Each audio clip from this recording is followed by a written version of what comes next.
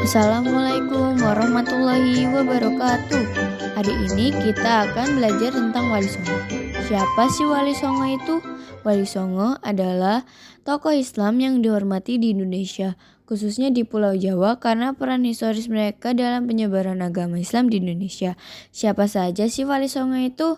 Yang pertama, yaitu ada Sunan Maulana Malik Ibrahim yang dianggap termasuk salah seorang yang pertama-tama menyebarkan agama Islam di Tanah Jawa dan merupakan wali senior di antara para wali songo lainnya. Daerah yang ditujunya pertama kali ialah Desa Sembalo, sekarang adalah daerah Leran, Kecamatan Manyar. Yang kedua ada Sunan Ampel atau Raden Rahmat. Datang ke Pulau Jawa pada tahun 1443 dan Sunan Ampel mempunyai falsafah dakwah yaitu moh limo, moh mabuk, moh main, moh wadon, moh madat, dan moh maling. Yang ketiga yaitu Sunan Giri. Terdapat silsilah tarekat Syataria yang menyebutkan nama Syekh Maulana Ishak dan Raden Paku Sunan Giri sebagai guru tarekat Syataria yang menunjukkan bahwa aliran tasawuf yang diajarkan Maulana Ishak dan Raden Paku adalah tarekat Syataria. Kemudian mendirikan sebuah pesantren Giri di sebuah perbukitan di desa Sidomukti Kebomas. Dalam bahasa Jawa, Giri berarti gunung. Sejak itulah ia dikenal masyarakat dengan sebutan Sunan Giri. Pesantren Giri kemudian menjadi terkenal sebagai salah satu pusat penyebaran agama Islam di Jawa. Bahkan pengaruhnya sampai ke Madura, Lombok, Kalimantan, Sulawesi, Sumatera, terutama bagian selatan, dan Maluku. Yang keempat ada Sunan Bonang. Sunan Bonang mempelajari ilmu agama Islam dari pesantren ayahnya, Sunan Ampel, di Ampel Denta bersama Sunan Giri. Sunan Bonang mulai berdakwah berkelana ke pelosok negeri, diantaranya ke Kediri yang masyarakatnya masih menganut agama Hindu. Di Kediri, Sunan Bonang mendirikan Masjid Sangkaldaha dan pada akhirnya Sunan Bonang menetap di desa kecil Lasem, Jawa Tengah. Di tempat tersebut, Sunan Bonang mendirikan pesantren Watu Layar dalam menyampaikan ajaran Islam.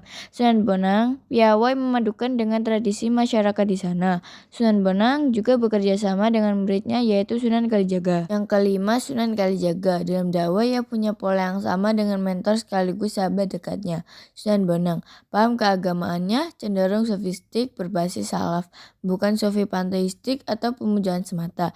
Ia juga memiliki kesenian dan kebudayaan sebagai sarana untuk berdakwah. Ia sangat toleran pada budaya lokal. Ia berpendapat bahwa masyarakat akan menjauh jika diserang pendiriannya. Maka mereka harus didekati secara bertahap, mengikuti sambil memengaruhi. Sunan Kalijaga berkeyakinan jika Islam sudah dipahami, dengan sendirinya kebiasaan lama hilang. Yang keenam ada Sunan Derajat. Ia sebagai wali penyebar Islam yang terkenal berjiwa sosial, sangat memperhatikan nasib kaum fakir miskin. Ia terlebih dahulu mengusahakan kesejahteraan sosial baru memberikan pemahaman tentang ajaran Islam. Motivasi lebih ditekankan pada etos kerja keras, kedermawanan untuk mengentas kemiskinan dan menciptakan kemakmuran.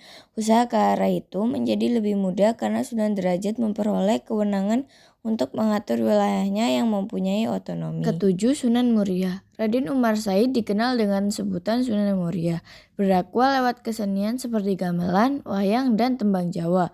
Ajaran yang disampaikan Sunan Muria meliputi penghayatan kebenaran dan ketaatan pada Allah Subhanahu wa Ta'ala, wirid, kesederhanaan, kedermawanan. Sunan Muria juga mengajarkan keterampilan bercocok tanam, melaut, dan berdagang. Beberapa hasil kesenian dipelajari hingga saat ini adalah tembang Kinanti dan Sinom.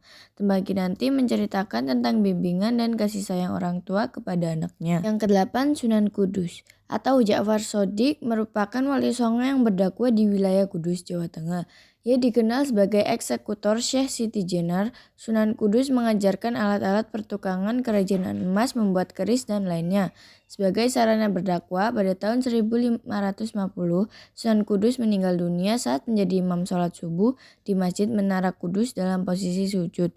Kemudian dimakamkan di lingkungan Masjid Menara Kudus. Yang kesembilan, Sunan Gunung Jati yang menggunakan pendekatan sosial budaya untuk dakwahnya, yang membuat ajaran Islam dapat dengan mudah diterima oleh masyarakat dengan memperkuat kedudukan politik sekaligus memperluas hubungan dengan tokoh yang berpengaruh di daerah Cirebon, Demak, dan Banten. Maka cara dakwahnya makin kuat. Dan itu saja sunan-sunan yang bisa saya sebutkan. And thank you for watching.